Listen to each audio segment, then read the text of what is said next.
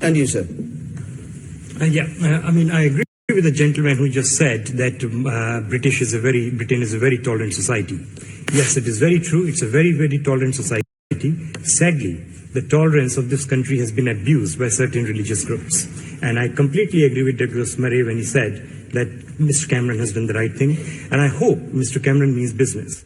Now, Mr. Cameron was making this speech in the context of terrorism. And what he was trying to convey a message was how we target terrorism. Unfortunately, this country in the last 15 years has not addressed the root cause of terrorism. The root cause of terrorism is bad teaching in religious schools. And that has to be addressed fundamentally. Rubbish. You're saying rubbish. Rubbish. I mean, very briefly, we didn't get into this, but one of my other objections to David Cameron's speech is the idea you want to give us. So we'll get to Mehdi Hassan's response in just a few seconds. But did you hear what he said? He didn't like that when that gentleman in the audience, who's he's a British citizen, I'm assuming, obviously ethnic heritage is probably from India or Pakistan or somewhere out in an Asian country, but he's more than likely a British citizen. And he basically agreed with Douglas Murray, white guy, white conservative, right? And Mehdi Hassan was having none of it. Did you hear him? He said rubbish, rubbish. All right. He didn't like the fact that this Asian man, who is a British citizen, was basically saying that, guess what, Mehdi? What you're saying is a crock of crap. And British people, the British government, they are very tolerant, very accepting, but they have basically allowed these other small minority groups who have now abused the niceties, the welcome mat from British society, and have abused it to their gain, and in many instances have allowed these terrorist organizations, these terrorist cells, to do their dark bidding for them. That's what he's talking about. And this needs to be addressed, that these, whatever you want to call them, teachings or that, that are happening at these madrasas, at these Islamist schools from these Muslimists who are not following the true doctrines of the religion of Islam, but are basically, fabricating things, are also taking things tremendously out of context. And that's all he's trying to address, is that the British government this whole multiculturalism has not worked. Let's continue with Mehdi's response. Give a speech on multiculturalism. You want to give a speech on counter-terrorism? Give a speech on counter-terrorism. Don't pretend they're one and the same thing. Don't offend our intelligence. Terrorism is not a cultural problem. Terrorism is a political problem. No, and it's a religious problem as well. And it's a religious problem. In your view, Douglas. No, in the view of a lot of people, including the people who carry out acts of terror, who say they do it in the name of religion. They also say they do it because of foreign policy, and you always ignore that bit, don't you, Douglas? No, I don't. When they say they do it because of Iraq, you don't notice that bit. At least listen to the reason they say they do it. Agreed. So why didn't he talk about foreign policy in his speech on Saturday? I'm willing to talk about foreign policy, as would David Cameron be. But you cannot keep on pretending that there is no religious component to the terrorism, because there is. I thought you said it was cultural. No, cultural religion. Stick with religion. You're saying there is no religious component. I'm saying there is a religious component. I'm saying it's not a cultural component. The people who blew themselves up on the London Underground were not people who couldn't speak English or didn't go to secular schools. That's the tragedy of it. Well, then don't say it's a cultural problem. No, but don't pretend that forced marriage. Because maybe you're doing what you're doing, is that you are nobody can hear, so let's have a little bit of order, shall we? Let's have a question, please, from Gemma Perlin. Could the introduction of democracy...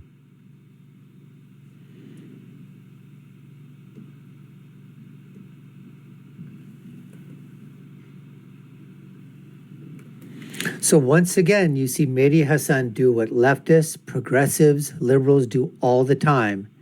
That is, try to hide the facts, obscure the obvious, sweep it under the rug, and then basically just throw out the cards, the racist, the bigot, the Islamophobe, trying to get that five of a kind, right? That's what they're trying to do. And basically, when he said multiculturalism, mate, he says religion has nothing to do with multiculturalism. No, it's all about foreign policy. Multiculturalism has nothing to do with culture. It's just policy. And he goes, sit down. He goes, you never talk about the policy when they basically say they're doing these, terrorist activities, these terroristic bombings, and they talk about foreign policy. You never mention it then. Oh, so all these Islamists, all these Muslimists are sitting around in a cave or sitting around a bunker someplace and going, let's look at the foreign policy that the British government came up. Oh, you know what? That bill that came up in the House of Commons? Yeah, that one. I don't think we like that one. I think we should do something about it. Let's go ahead and decide what terrorist activity we can do because we don't like that foreign policy. No, there's a component. If public policy was there, okay, it's a small component. It's culture, it's religion. It are these things. It is a lack of integration in society. It is the fact that they want to take over that society.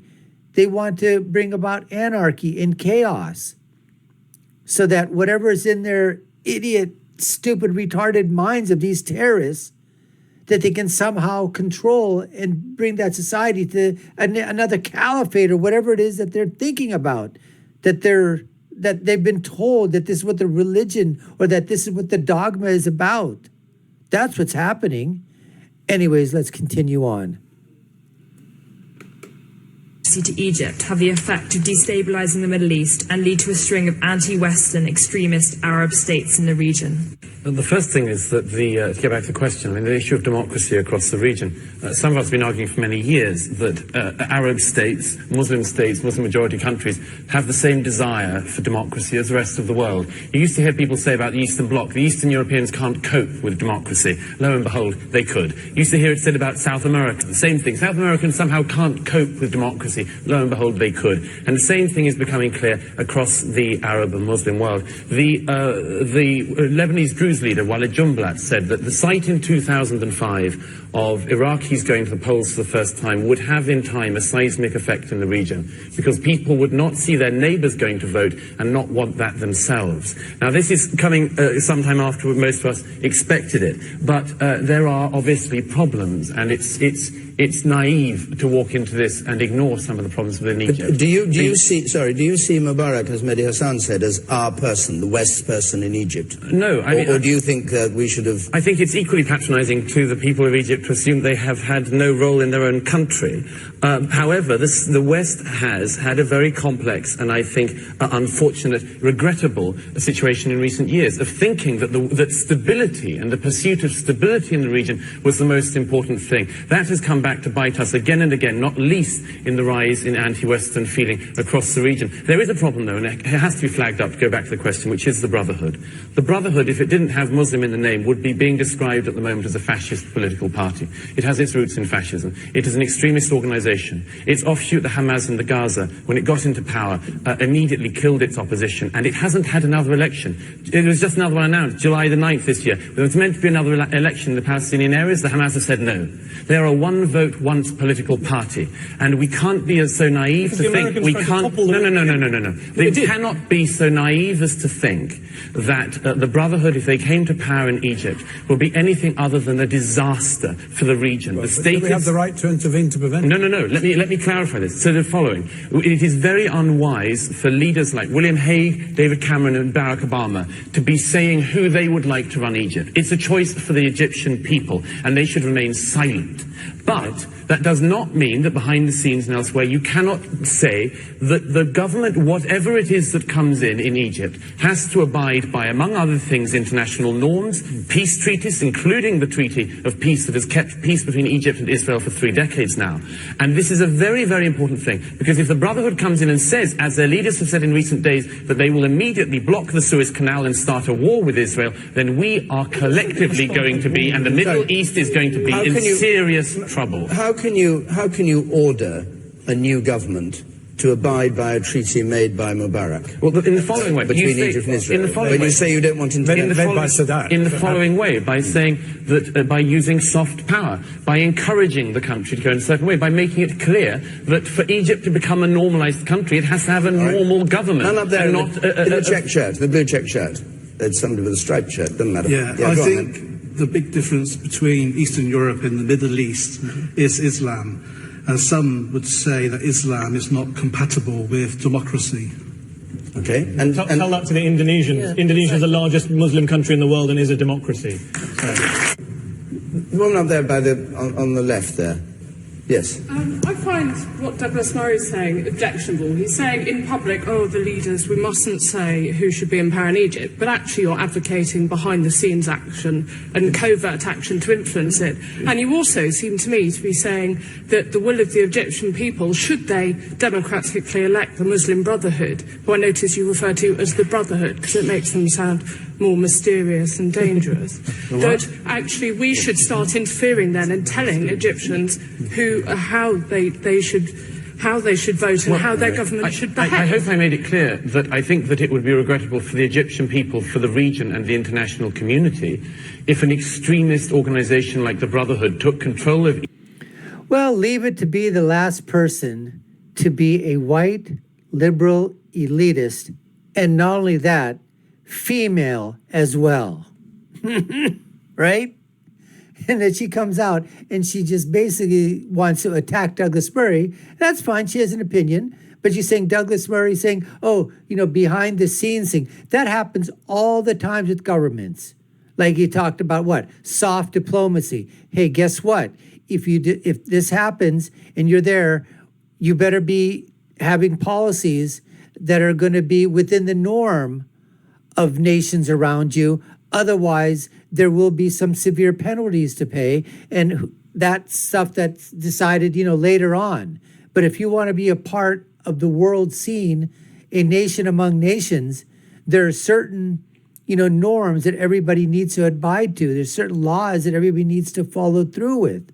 That always happens. And as far as calling it the Brotherhood to make it sound more mysterious, it's their freaking name, lady. The Brotherhood.